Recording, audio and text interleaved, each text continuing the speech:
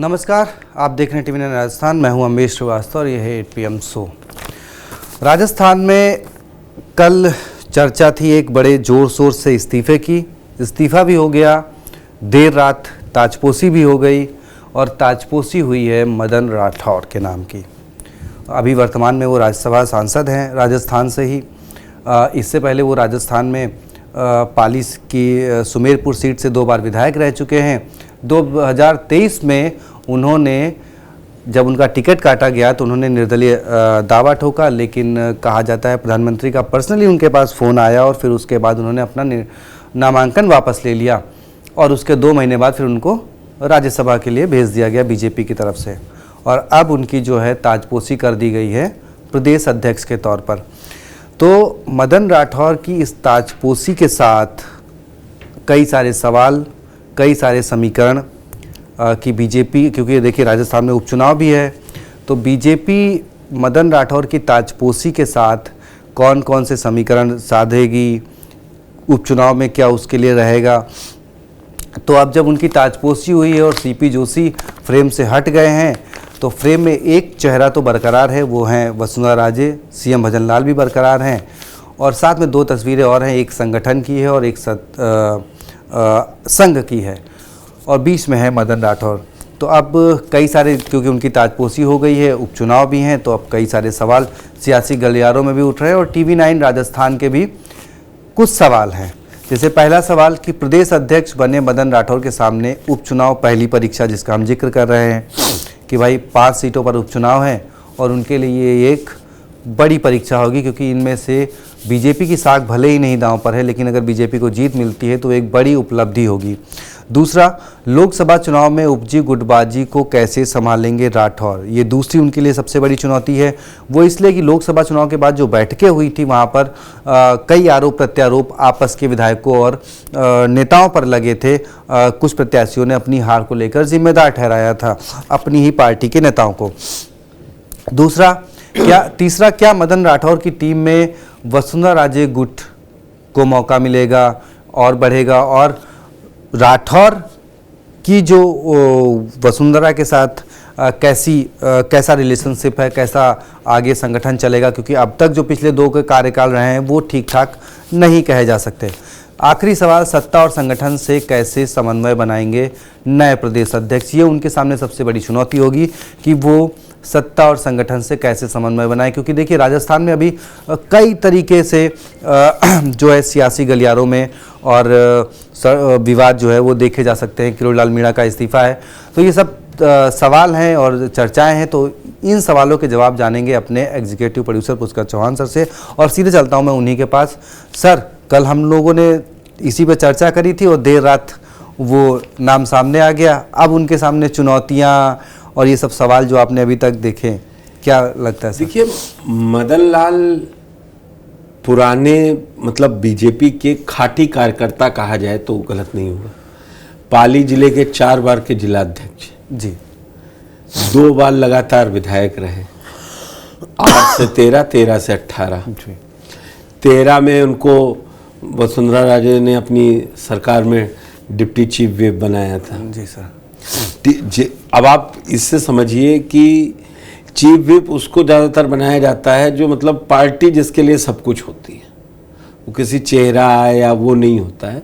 लेकिन हाँ, मुख्यमंत्री उन्हीं को पसंद करते हैं पार्टी की जो मुख्यमंत्री के साथ ज़्यादा मिलते। तो वो वसुंधरा राजे के करीब रहे हैं या कहिए मिल के काम किया है। और आपको पता है कि जैसा आपने अभी अपने चर्चा में कहा कि 23 में वो चुनाव लड़ने के लिए इस्तीफा दे दिए, मतलब निर्दलीय पर्चा और किस तरीके से उनसे पर्चा वापस करवाया गया, किसी से छुपा नहीं है। जब वहाँ किसी से पर्चा उन्होंने वापस लिया, उसके बाद आप देख रहे हैं अप्रैल में ठीक चुनाव से मतदान से पहले 19 अप्रैल को मतदान था, उससे लोकसभा, उससे पहले उनको भेज दिया जाता है राज्यसभा बना दिया गया और अब चुनाव खत्म हुए, सरकार हुई और उनकी ताजपोशी हो जाती है। आप ये देखिए कि यहाँ पर जो कह रहा था कि कब मैं आला कमान इंटरवीन करेगा, सारा रहा 2 दिन के लिए, 3 दिन के दौरे पर सीएम भजन लाल पहुँचते हैं, वहीं उनसे बात हो जाती है। मदन लाल राठौर सदन चल ही रहा है, वहीं थे, बात हो जाती है। और आप ये देखिए तुरंत आके सीपी जोशी ने बाकायदा उनका हैंडओवर का दे दिया, उनको बाकायदा साफा पहनाया जो राजस्थान की परंपरा है। तो अब यहाँ से ये तो सब गुड हो गया। मदन लाल जी को 2 जिम्मेदारी, अब विधायक नहीं बने। आप ये देखिए युवा अनुभवी चेहरा, जो युवा तो नहीं अनुभवी चेहरा लेके आए, जो राजनीति का संगठन का काम जानते थे, 70 साल के। अब आप सोचिए राजेंद्र राठौर के दिल और उस पर क्या बीती होगी जी।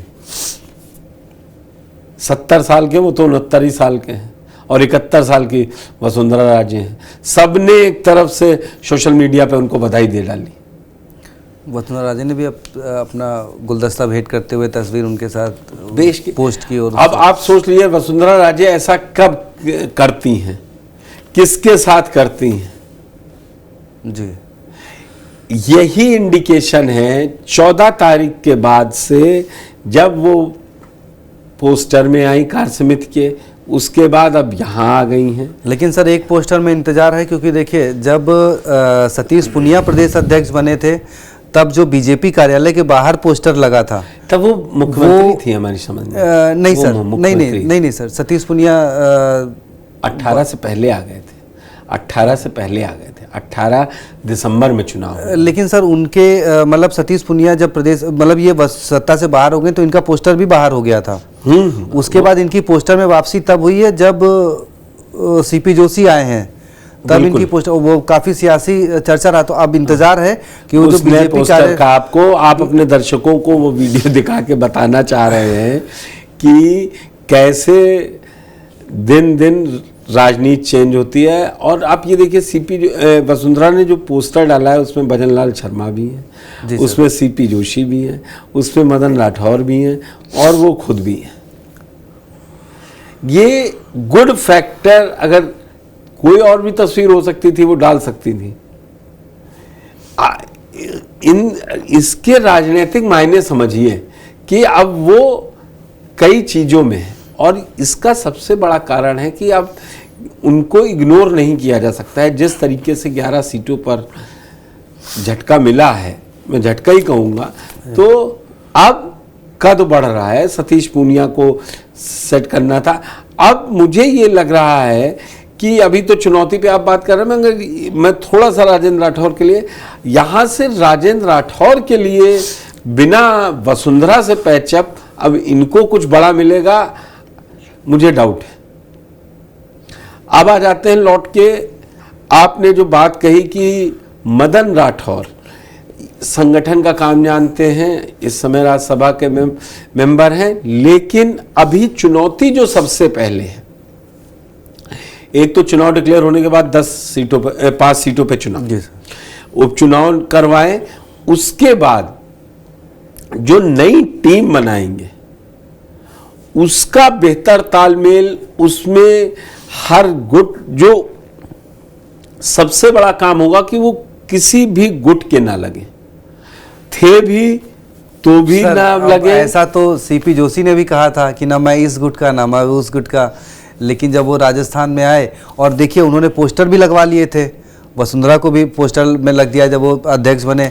लेकिन धरातल पे आपने जब अध्यक्ष बने तब आपने क्या भाषण दिया कि भाई मोदी जी के चेहरे पे और केंद्र की योजनाओं पे चुनाव लड़ा जाएगा, और पूरा का पूरा विधानसभा चुनाव अब इसी टाइप का आएगा भाषण भी, पूरा का पूरा विधानसभा चुनाव आपने वही चेहरा और वही योजनाओं पे लड़ा। एक भी सभा में वसुंधरा राजे की पूर्ववर्ती सरकार की योजना का जिक्र नहीं हुआ। आप जीत गए, लेकिन लोकसभा में वही आपकी योजनाएं और वही आपका चेहरा, और आप 11 सीटें हार गए। ये सब जनता तय करती है और वो राजनीति समझती है। और आप मेरे साथ जब से वीडियो कर रहे हैं या हम लोग की राजनीतिक चर्चा होती है, तो राजस्थान को लेके 2-3 लोगों के बारे में मुझे कोई नहीं, अगर कांग्रेस में देखें तो अशोक गहलोत इग्नोर नहीं होंगे, लेकिन भविष्य सचिन पायलट है। वैसे ही यहाँ पर बीजेपी में हैं, आप वसुंधरा राजे को इग्नोर करके राजस्थान की पॉलिटिक्स में हाँ अब उनकी एक चीज यस आपने है। जैसे कहते हैं ना, कांग्रेस में एक भविष्य का चेहरा आपके पास है, बीजेपी में कोई चेहरा नहीं है, आप भविष्य मुझे बनाने लग की रहा है कोशिश ये कर रहे हैं। अध्यक्ष, आप सोच लीजिए ये की टर्म के अध्यक्ष हैं, जी। 70 साल उम्र है। अब वही यहीं से वो 28 आने में अभी 4 साल हैं, चुनाव में पूरे 4.5 साल।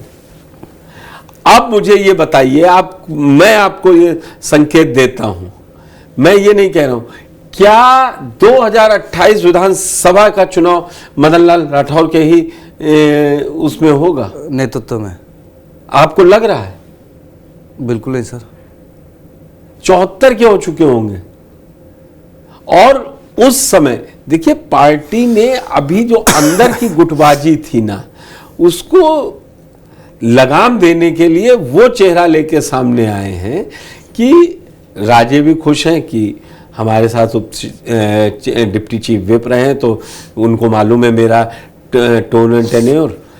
भजन लाल जी नए नए आए हैं, पहली बार सब मिला है, उनका ना काहू से दोस्ती ना काहू से बैर, और आलाकमान से कहा ही गया होगा कि आपको इनके साथ मिलकर रहना है। अब वही मैं आपसे जो डिस्कस कर रहा था, बात थोड़ा इधर आ गई कि जो नई टीम बनेगी उसमें प्रभाव जिलों में कौन कौन क्या क्या कैसे करेगा, ये बड़ा मायने रखता है जी अम्बेश। उसमें केंद्र की उसमें बहुत ज्यादा चलेगी तो राज्य के नेताओं को जिनको वो मानते होंगे उनके बाद ठीक है, जिला अध्यक्ष यहाँ का ये रख दीजिए, जिला ये यहाँ का रख दीजिए। लेकिन सर फिर उसमें वही दो नाम आ जाते हैं, सतीश पुनिया और राजेंद्र राठौर, वो सतीश पुनिया और राजेंद्र राठौर। अब वहां जो भी नाम जाएंगे या तो सीएम भजन लाल शर्मा के पास से जाएंगे या किसी 2-4-5 जिलों में वसुंधरा राजे इस बात को कह देंगे ठीक है ये यहाँ ये इस आदमी को रख दें, जो अभी प्राइमा फेसी लग रही है। अभी उनके लिए भी बहुत चुनौतियां हैं, मदन राठौर के लिए भी, कि वो जब आएंगे उनका अभी तक वो राज्यसभा मेंबर थे, दिए गए, गुस्साए हुए थे, उनको मनौती के तौर पर तब भी चर्चा हुई कि मदन राठौर को क्यों दिया गया, क्योंकि उन्होंने पर्चा वापस लिया था। लेकिन अब बड़ी जिम्मेदारी, भरोसा जताया है केंद्र ने, पार्टी आलाकमान ने ये भरोसा जताया है। अब एक उनका अपना एक गुट तैयार हो जाएगा। पहले वो जिले और प्रदेश की राजनीति करते थे, 2 बार विधायक थे, लेकिन इस बार अब उनके लिए बड़ा एक चुनौतीपूर्ण समय है कि आप उपचुनाव में 1-2 सीटें कम से कम जिता के लाइए, तो ये कहा जाए कि हाँ मेहनत कर रहे थे आप। गुटबाजी जो है पार्टी के अंदर की गुटबाजी खत्म करनी पड़ेगी। लेकिन सर अब जैसे देखिए, अब 1 महीना तो निकल चुका है, लगभग 1.5 महीना निकल चुका है, और मेरे ख्याल से अगले 4.5 महीनों में विधानसभा के चुनाव होंगे, वो सॉरी उपचुनाव। अरे उससे पहले सितंबर अक्टूबर में तो 1 महीने ऐसा तो नहीं फिर वो कि भाई अबे हमें तो काम करने का मौका ही नहीं मिला? नहीं, ये सब इतना रोज दलील, वो पंचायत नहीं है कि रोज हो रहा है, फिर नहीं है तो फिर ये इसका मतलब आप नहीं कैपेबल थे ना जी। अब वो रोज रोज नहीं चलता है कि अभी कुर्सी संभाल ली थी, अरे आप पूरे प्रदेश के अध्यक्ष हैं, संगठन का एक आदमी आपको रिपोर्ट कर रहा नहीं, आप उसको बाहर कीजिए।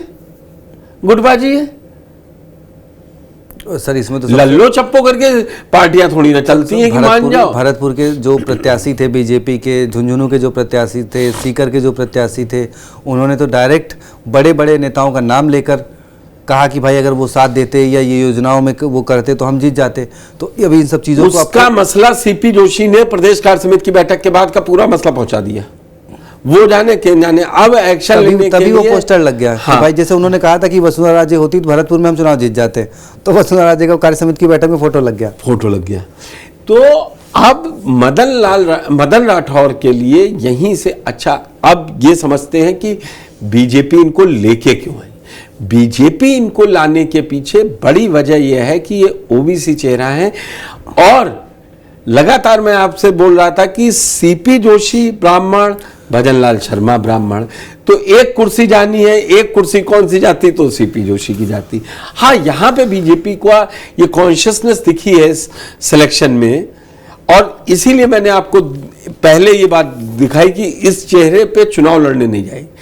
अध्यक्ष तो अल्टीमेट कोई बाद में, मुझे लगता है कोई जाट चेहरा, जरा गुर्जर, जाट या राजपूत आए, राजपूत, ये तीनों के इर्द गिर्द घूमेगी तभी कहानी बनेगी। लेकिन अभी बीजेपी जो मैसेजिंग देना चाह रही है वो कह रही है मैं ओबीसी के साथ हूं।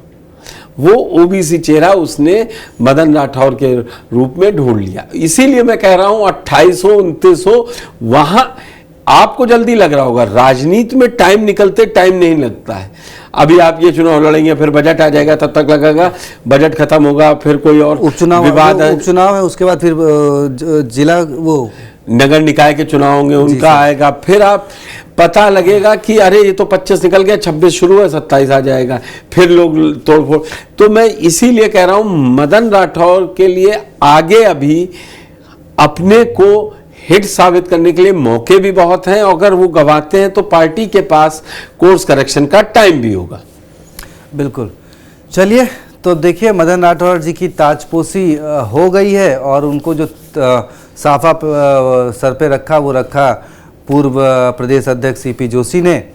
तो अब उनके सामने कैसी डगर है, कांटे हैं या फूल हैं, वो देखना बड़ा दिलचस्प होगा। और वो सबसे बड़ी चुनौती उनके सामने पहले तो 5 सीटों का उपचुनाव, और वहाँ पर बीजेपी का खाता खुलवाना उनके लिए सबसे बड़ी चुनौती इसलिए है क्योंकि इन 5 सीटों पर भी 5 सीटों में से एक भी सीट फिलहाल बीजेपी के खाते में नहीं है। अगर ऐसा हो कोई भी एक सीट बीजेपी जीती तो उनके लिए बेस्ट एंड बेस्ट होगा जो भी है। तो फिलहाल अब सीपी जोशी तो चले गए हैं, राजेंद्र सिंह राठौर, सतीश पुनिया जी तो दावा ही कर रहे हैं कि हम गए नहीं हैं, हम तो काम दिया गया, दावा कर रहे हैं। तो अब उनका क्या होता है, क्योंकि जिम्मेदारियां यहाँ पे बांट दी गई हैं और वसुंधरा राजे एक बार फिर जिस तरीके से एक्टिव हुई हैं उसको लेकर आगे के उनके कार्यक्रम क्या हैं, आगे का उनका कदम क्या है, ये सब में बड़ी क्यूरियोसिटी है जानने की। और TV9 राजस्थान सबसे पहले आपको बताएगा कि उनका अगला कदम क्या है, क्योंकि हम राजस्थान की राजनीतिक गलियारों में पूरी नज़र रखे हुए हैं। तो जो कुछ होगा सबसे पहले आपके पास लेकर आएंगे। और बाकी आपको क्या कहना है इसके लिए तो कमेंट बॉक्स में ज़रूर बताएं और चैनल को सब्सक्राइब जरूर कर लें। बहुत बहुत धन्यवाद। शुक्रवार।